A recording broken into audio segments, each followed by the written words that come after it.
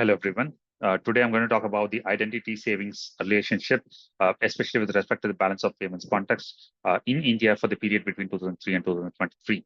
The book also talks about a similar relationship, but that was the period between 1981 to 2003. I was interested to know the same data beyond this period also because of multiple reasons. One primary reason is that the export liberalization or the import liberalization that the reforms for the export and import liberalization that got kickstarted in early 1990s began to bear fruit in the first half of the century, first decade of the century.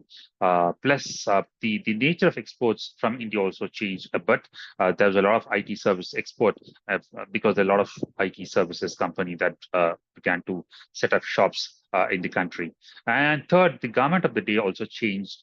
The India One government that was in power until 2004 lost the elections, and a new government with the support from the left parties formed the government. So these were the primary reasons to know how India performed in the external trade front and the external capital front, plus also locally in the fiscal front.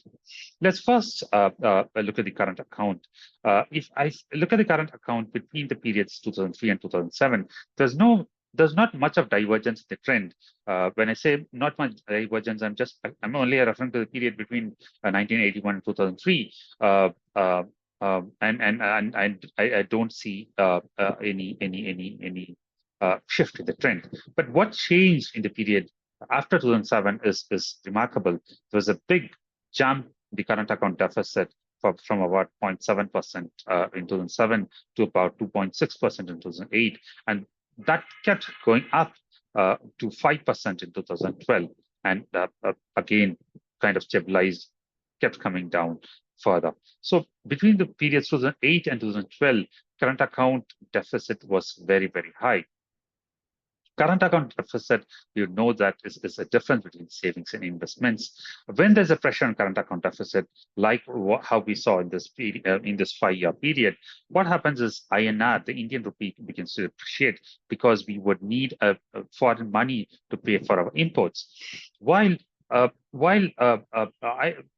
INR depreciating itself is not a bad sign, what happens is this will create a vicious circle for countries like India, which relies on import of oil, import of gold, and import of certain products from abroad. So INR depreciation would create a vicious circle in countries like India. Again, when because let's say the price of oil goes up and the price of the petroleum product for the end user also goes up, as a result of which all those allied industries that rely on the petrol, also the demand on the allied industries that rely on the petrol comes down. So the aggregate demand comes down. So let's say in the case that GDP growth slows down, this will further slow down the savings, and as a result of which current account deficit widens again a vicious cycle starts. Now, the people would generally say that we use the fiscal deficit to manage the higher current account deficit. We also know from the class that higher fiscal deficit does something bad, which is the crowding out of private investments. But when economy was in deep trouble, like in the period between 2008 and 2012, when a lot of economies in the world came out of the US crisis, it is important that the government sacrifices higher fiscal deficit and gives a push through heavy infrastructure projects. One good example is the Golden Quadrilateral project that was started in the first half of the century. This push from the government, despite the fact that it may crowd out the private investments, it gives a push as a fiscal stimulus, brings the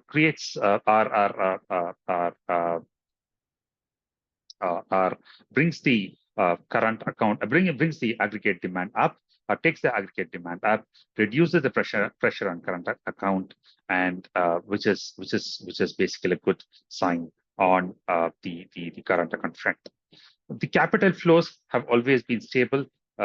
Capital account, as we know, that is a sum of FDI, foreign direct investments, foreign post portfolio investments, FPI, plus other loans and deposits. This has also changed in the period after 2007, because you would know that a lot of capital inflows into developing economies like India, because of something called a quantitative easing that happened in the US, when money was flowing to many developing countries like India and Brazil.